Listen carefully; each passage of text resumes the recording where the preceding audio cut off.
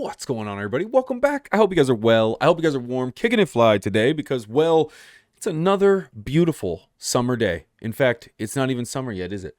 That's wonderful. Guys, I want to thank you guys so much for so many birthday wishes last week. That was really kind and incredibly thoughtful.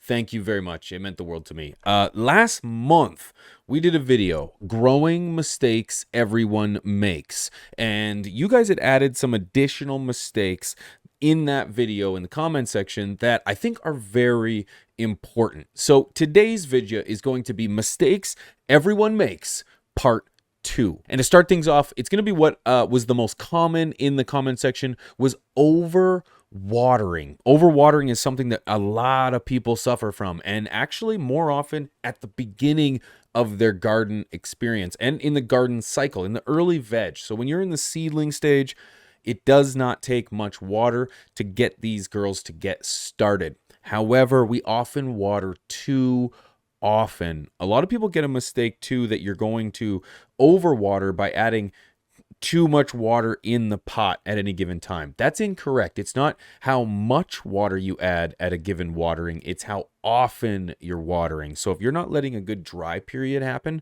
that's going to have a detrimental effect on those plants. They need an opportunity for that root zone to break out and try to search for moisture so that it can get well established. So overwatering is a much common mistake in the garden. Does that even make sense? Moving on. Number deuce, not pHing your reservoir or tap water. If you're lucky enough to be able to draw water directly from your tap, you must be taking a test of the pH. And if you're drawing water from your reservoir, make sure you're pHing it. If you look at a scale of a pH meter, you'll understand that particular nutrients are uptaken by your roots at a best pH. And typically that best pH, depending on your medium, is anywhere between 5.5 to 7.5. Maybe there's some outliers in there, but generally speaking, you want your pH to be in that range. For myself, I want it in and around that 6 to 6.5 pH. And when you look at that scale, and I'll show it there, you'll see that those particular nutrients towards the middle are being taken up the strongest, but as you progress to the outsides of that scale, less and less nutrients are able to be taken up. That's what it is. Guys, pH your water. Number 3, upsizing or transplanting too often. It is unnecessary to have 4 or 5 stages of pot growth as you progress through your growth cycle. This is something I used to do. I used to go from a solo cup to a 1-gallon pot to a 3-gallon pot to a 5-gallon pot, and then perhaps sometimes to a 7-gallon pot. I realized that a lot of that is totally unnecessary. You're just working too hard. You could benefit just as much from going from a solo cup to a 3-gallon pot and then perhaps to a final pot. Now I know veg space in your tent is very limited and you want to maximize real estate. So ensuring that you've got the right pot size at the right time is very important. Number 4, having too many plants. This is something that I suffered from early on. I thought that I could do as many plants as I could, and I got excited about it, and I tried to do 15 plants. And I learned very early on that putting that kind of responsibility and that kind of pressure on myself was unrealistic. Now, I'm not saying you can't grow too many plants. I'm just saying that for myself, I tried to take on too many plants too early. I was unaware what particular cultivars needed, which ones responded best to higher intensities, lower temperatures, so on and so forth. Some didn't even like the particular watering and feeding schedules that I had going on. So keep that in mind. Don't grow too many plants, at least not to start. Give yourself some time to grow and then move into, a routine that works for you. This is one that I actually see way too often, and it leads to a lot of mistakes, and that's using outside dirt. This is number 5. Using outside dirt can be beneficial. However, it can also be a massive draw for bugs, from outside to inside.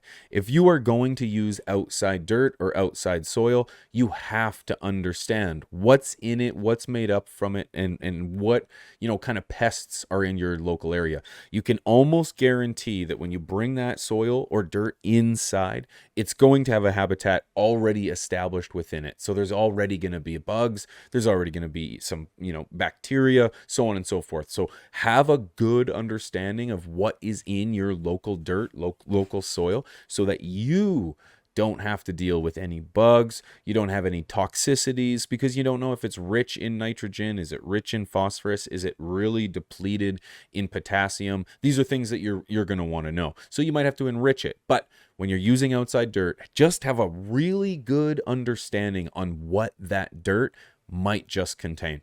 Number 6, make sure you're using solid genetics. I know it can be tough to find solid genetics because we're not sure where to get them, but you got to do a little bit of homework. It's not, I can't tell you where to get them here, but it's not always beneficial to rely on a good bag bean to get you solid results. I'm not saying bag beans can't be beneficial. Boy, have I grown some good product off of a good bag bean.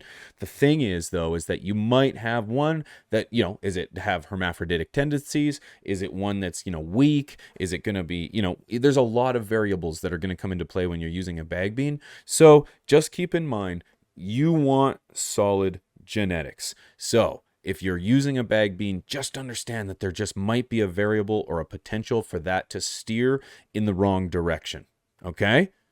Number 7. How many fingers? 7. Use solid lights, guys. You need solid lights. There's a lot of things we can pick and choose from to say, what we need and what we don't. One of the major things that we're trying to replicate when we are indoors is the sun, okay? And I as someone who used an abundance of CFLs and other LEDs and what have you when I was still novice, you end up spending way more money on CFLs and light fixtures and the DIY than you're going to spend on buying a decent light these days, which gives me a great opportunity to give a shout out to today's sponsor, Spider Farmer. They have incredibly well afforded lights. If you go to spider-farmer.com, you can check out all of their products. You'll notice they've got veg lights for less than $100. And in fact, they're even on sale. My personal favorite is the SE5000. This is a 480 watt LED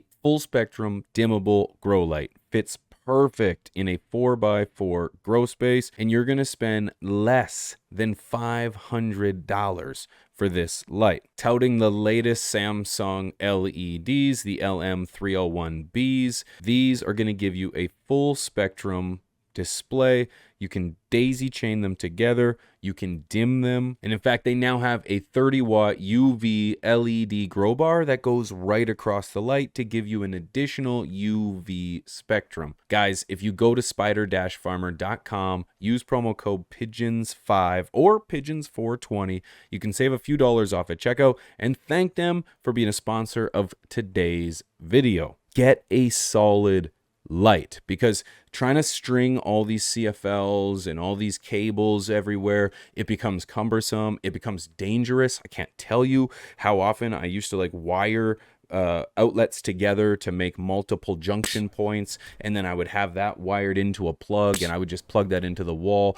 The amount of outlets I turned black because I was using insufficient lights and trying to DIY. I'm a huge proponent of DIY, but my argument is that you need solid lights. If you're going to go hard on genetics, you're going hard on nutrients, you need to go hard on lights. So don't be stingy. Don't be stingy. Number 9. This kind of goes along with number 3 with upsizing and transplanting too often. But number 9 is using the incorrect pot size. For those of you that grow autos, a lot of people say plant in the final pot. So any kind of pot transplanting or moving before that or in between the final pot is frivolous. It's going to be useless, or in fact it could be detrimental to the plant and stress it out when you really rely on that time frame to fill out. You don't have time for stress. So using the incorrect pot size is something that I used to suffer from, because I used to, as I said, I used to just upsize so many times it was unnecessary. Just use a pot, I find, that's going to allow you to water your plant every second day. It's a good rule of thumb for me.